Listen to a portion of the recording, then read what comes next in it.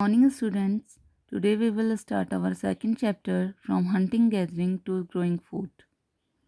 आज हम अपना द्वितीय अध्याय स्टार्ट करेंगे आखेट खाद्य संग्रह से भोजन उत्पादन तक. Tushar's train journey. Tushar was going from Delhi to Chennai for his cousin's wedding. Tushar Delhi से चेन्नई अपने कज़न की शादी में जा रहा था.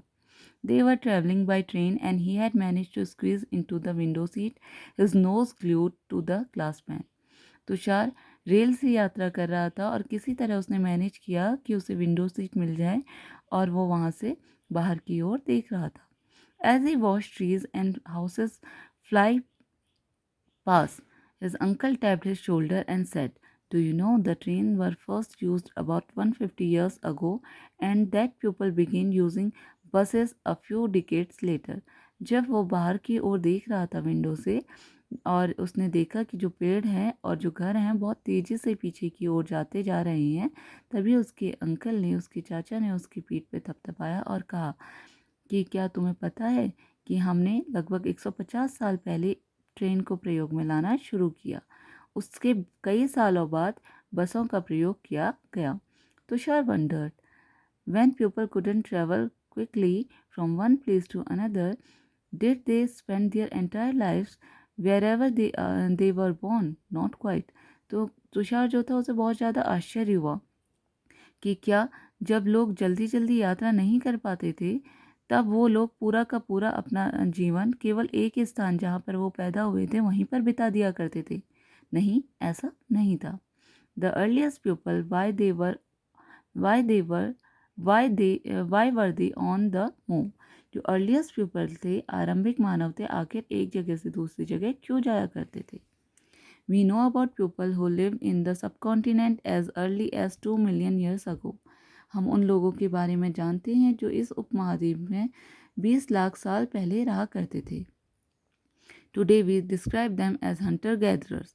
आज हम उनको हंटर गैदरर, शिकारी खाद्य संग्राहक के नाम से जानते हैं. The name came from the way in which they got their food. जो ये नाम है वो उनकी भोजन इकट्ठा करने की विधि से उनको मिला था. Generally, they hunted wild animals, caught fish and birds, gathered fruit, root, nuts, seed, leaves, stalk and axes. आमतौर पे ये लोग जंगली जानवरों का शिकार किया करते थे, मछलियों चिड़ियों को पकड़ते थे, फलों को, दानों को, पौधों को, पत्तियों को, अंडों को इकट्ठा किया करते थे. Hunter gatherers moved from place to place. There are many reasons for this. जो शिकारी आकेटक थे वो एक स्थान से दूसरे स्थान पर जाया करते थे. इसके कई कारण हैं. First, if they stayed at one place for a long time, they would have eaten up all the available plants and animal resources. Therefore, they would have had to go elsewhere in search of food. पहला कारण यह है कि अगर वो एक ही स्थान पे रहा करते थे तो वहाँ पर जितने भी पेड़ पौधे, जितने भी प्लांट्स, जितने भी एनिमल रिसोर्सेज जो स्रोत थे जो उनको के भोजन की पूर्ति करते थे वो सारे ख़त्म हो जाया करते थे, वो उनको खा लेते थे. देयरफॉर इसलिए उनको क्या करना पड़ता था, भोजन की तलाश में दूसरे स्थान पर जाना पड़ता था. Second, animal move from place to place either in search of small prey or in the case deer or wild cattle in search of grass and leaves. जो animals होते थे, जानवर जो होते थे वो एक जगह से दूसरे स्थान पर अपने भोजन के लिए घूमा करते थे. जो डियर, जो हिरन होते थे और जो मवेशी होते थे वो अपने लिए ग्रास, जो घास है और जो पत्ते हैं, चारा ढूंढने के लिए एक जगह से दूसरी जगह पे जाया करते थे. That is why those who hunted them had to follow their movement. इसी कारण जो लोग उनका शिकार करते थे उनको उनके पीछे जाना पड़ता था. Third, plants and trees bear fruit in different season. तीसरा कारण यह था कि जो प्लांट्स और सीड्स होते हैं वो अलग अलग सीज़न में, अलग अलग मौसम में उनमें फल आते थे. So people may have move from season two season in search of different kinds of plant. इसलिए जो मनुष्य हुआ करते थे उनको हर सीज़न में एक स्थान से दूसरे स्थान में पौधों को ढूंढने के लिए जाना पड़ता था. Fourth, people Plants and animals need water to survive. Water is found in lakes, stream and rivers. जो भी मनुष्य, जानवर और पौधे होते हैं उनको पानी चाहिए सर्वाइव करने के लिए, जीवित रहने के लिए. और जो पानी था वो नदियों, झीलों में और झरनों में से ही प्राप्त किया जाता था। While many river and lake are perennial with water throughout the year, other are seasonal. कुछ जो झील थी, नदी थी और जो झरने थे वो ऐसे थे जो साल भर जिनमें पानी हुआ करता था, लेकिन कुछ ऐसे हुआ करते थे जो सीजनल थे, जिनमें वर्षा के बाद ही पानी प्राप्त हो सकता था। People living on their banks would have had to go in search of water during the dry season, winter and summer। और ऐसे लोग जो seasonal river, lakes and streams के आसपास रहते थे, उनको ड्राई सीजन में, विंटर और समर में पानी की तलाश में एक स्थान से दूसरे स्थान पर जाना पड़ता था। How do we know about these people? अब हमें इन मानवों के बारे में जो जानकारी है वो कैसे मिलती है? Archaeologist have found some of the things hunter gatherer made and use. जो पुरातत्वविद हैं उन्होंने क्या किया, कुछ चीज़ें ढूंढी जो कि हंटर गैदरर, जो शिकारी आखेटक थे, वो यूज़ किया करते थे, प्रयोग में लाया करते थे। It is likely that people made and use tool of stone, would and bone, of which stone tools have survive best. जो ये लोग थे, ये औजारों का प्रयोग किया करते थे जो कि लकड़ियों के, पत्थरों के और हड्डियों के बने हुए होते थे। और जो पत्थर के बने औजार थे वो सबसे ज़्यादा देर तक, वो बहुत काफ़ी लंबे समय तक जीवित रहे या बचे हुए मिले, जिनका अध्ययन आर्कियोलॉजिस्ट ने किया। Some of these stone tools were used to cut meat and bone, scrape bark from trees and hide chop fruit and root।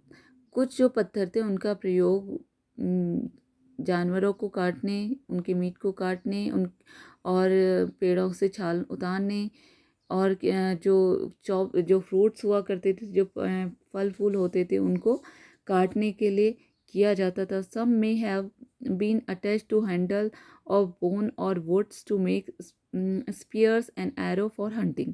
और कुछ का प्रयोग स्पीयर्स, जो भाले और बाण बनाने के लिए किया जाता था। उनकी हड्डियों, जो पत्थर होते थे, उनके पीछे से हड्डी तथा लकड़ियों के मुड्ढे लगा दिया जाते थे, जिससे वो अपने औजार, भाले और बाण बनाया करते थे। Other tool were use to chop wood which was use as firewood. और कुछ औजारों का प्रयोग लकड़ियों को काटने के लिए किया जाता था, जिन लकड़ियों का ईंधन के रूप में प्रयोग किया जाता था। Woods was also used to make huts and tools। जो लकड़ियाँ थी उनका प्रयोग झोपड़ी बनाने के लिए और औजार बनाने के लिए किया जाता था। Now, stone tools may also have been used for left digging the ground to collect edible roots, stitching clothes made out of animal skin।